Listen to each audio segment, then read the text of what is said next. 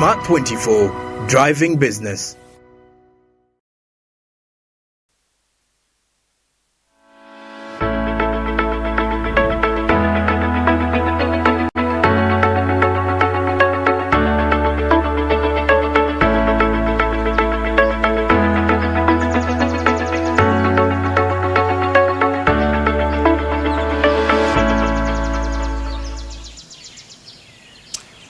Yes, a very good morning and welcome to Smart Means Business. I'm Andrew Barija, and today is the 2nd of June. Now, heading straight into what is really transpiring here, lots of countries are setting themselves up to put their economies right. That is the best on the 2025 predictions. Now, of course, getting to understand that the world is now shifting. The global trade is shifting. New countries are altering. That is to kickstart off with new alliances, and due to the tension between America and China, followed by the recent COVID-19 pandemic. Now we do have the wars across the seas. That is in Gaza, talking about also the war in Ukraine. That is definitely affecting the transportation of goods and services from the different areas. Now, logistical problems are becoming a huge challenge all across.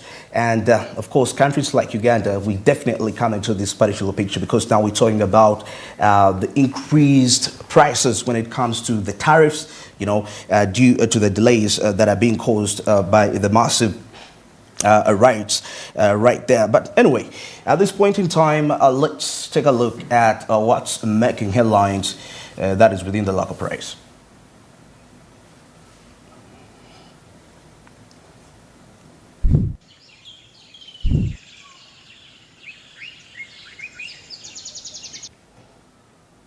Well, according to the statistics here, they reveal that inflation, there is a slight peak that is attributed, that is to the annual core inflation, which was actually recorded at exactly 3.9%. That is compared to 3.8%. That is for November 2024. Now, Uganda annual inflation rate edged up slightly. That is in December to 3.3% from 2.9%. That is according to the Consumer Price Index by the Uganda Bureau of Statistics. Now, the slight peak is attributed, that is to the annual core inflation, which was recorded exactly 3.9%, compared to the 3.8% for November, that is 2024. Now, Samuel Echoku, head of the macroeconomic statistics department, that was Al Wuba, said that the passenger transport inflation restaurant and accommodation services, they picked up slightly during the period. Now, the data shows that the annual energy and utilities inflation slowed to about 1.0%. That is from 2.2% that was registered. That was in November 2024. Now, the charcoal prices also decreased to about 4.9% in December 2024.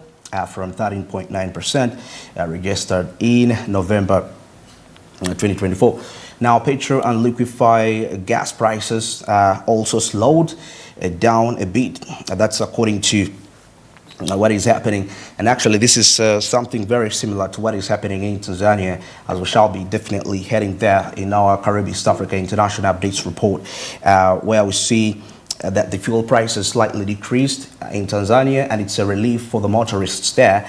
And the factors that have been attributed to this is in line with the favorable macroeconomic policies and also the favorable foreign exchange reserve. So what does that mean? That means oil will be importation of this oil into Tanzania is as a result, it's actually cheaper, let me say that way, compared, because the shilling, the Tanzanian shilling seems to be slightly gaining against the United States dollar, and that means fuel becomes cheaper for Tanzania, and the consumers, the citizens,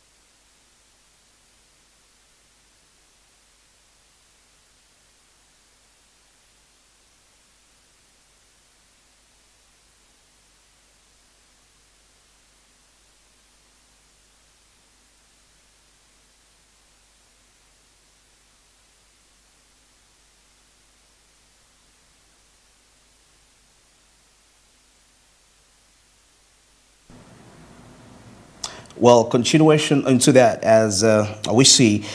Now, into other stories, there is some analyst here that says that why 2024 was actually politically calm, but economically tough. You know, there are quite various reasons. Now, here he says that two incidents nearly touched the country in 2024. In the first half, the reports that the Kabaka of Buganda, Ronald Mutebi, had been arrested and confined in Namibia. Okay, these are part of the events that he's actually pointing out. Now, the opposition leaders fueled it tacitly, that is implying collusion between the government and some Buganda Kingdom officials to harm the Kabaka in that way. Yeah, so politically, because we remember a part of the few events that happened way back. We had the G77 plus China and the NAM conference. Now the year started with a confidence boost with Uganda hosting two international summits.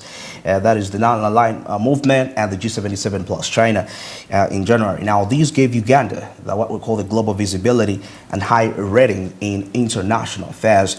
Now the theme for this was actually deepening cooperation, talking about global influence and leaving no one behind. That was quite the key. However, some Ugandans urged that Uganda was not fit, that is to convene the two meetings because of its human rights record.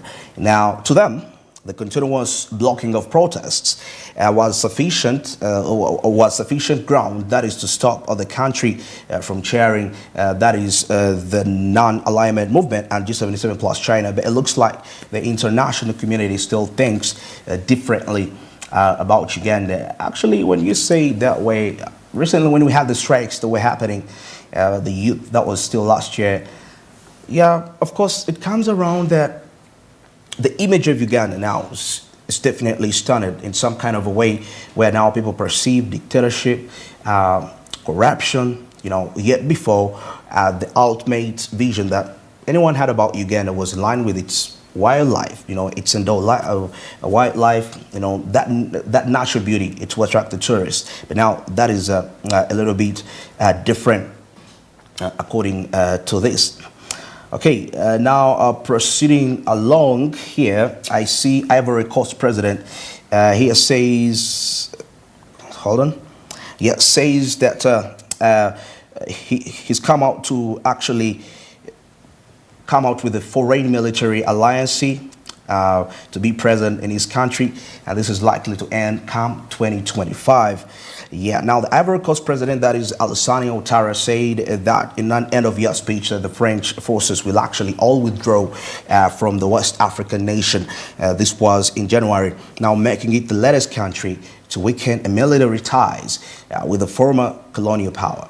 Yeah, and the president actually said late on Tuesday that Ivory Coast would actually be proud of its army, whose modernization is quite now effective. Now, it's in this context that we have actually concluded and decided and organized the withdrawal of the French forces from the country, of course, definitely announced.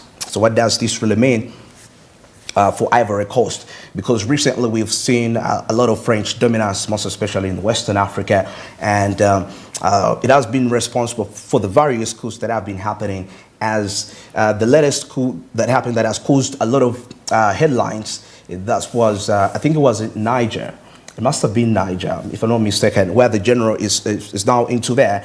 And they say that most of the leaders that are into these positions are puppets of the French regime.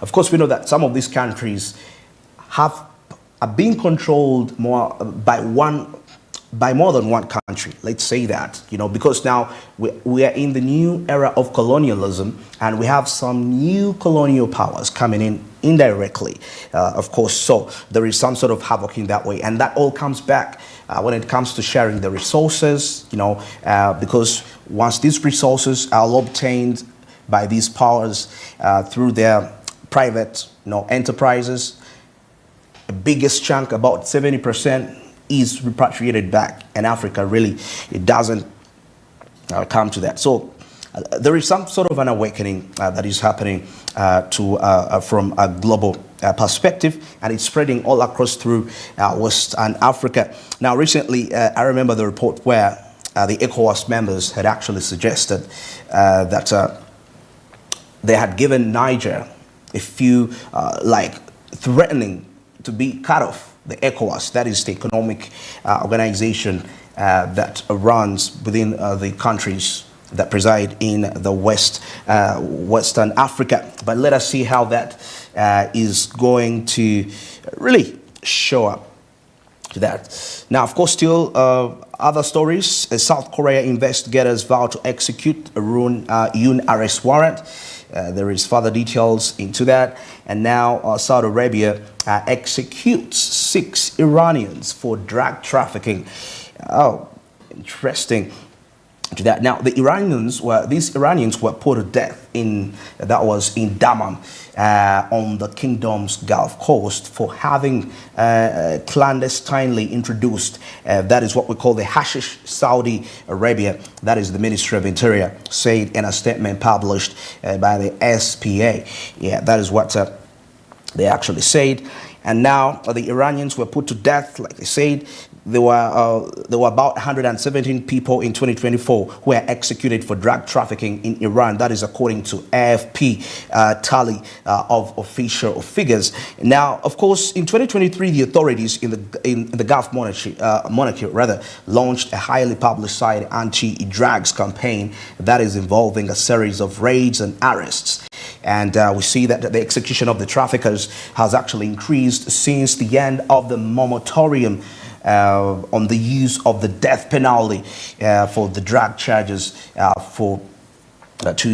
was 2 years ago. So that is what is happening in those countries. Actually, Iran, China, and most especially China. Now, these are the countries where drugs are quite something that is fought. And why is it so traumatic on their side? Way back when these countries were actually developing, they got to realize what the impact of drugs can actually have on society, and I believe most of the countries in Asia, talking about Asia, China most especially, the biggest sacrifice they made was in line with the abolition of any drug-related aspects, because these were cultures which were already adapted in the Western world, so they cannot really tolerate this at this particular time. Okay, now of course still into the local scene, still in the new vision, Uganda's sports scene. Now the year kicks off with the 8th edition of the CHAN tournament that is held in Uganda, Kenya, and Tanzania from February 1st to 28th. Now, the next 12 months are definitely promising to be intriguing, exciting, and delightful, bringing out every kind of emotion of the fans, talking about the clubs, the teams, the owners, and the stakeholders.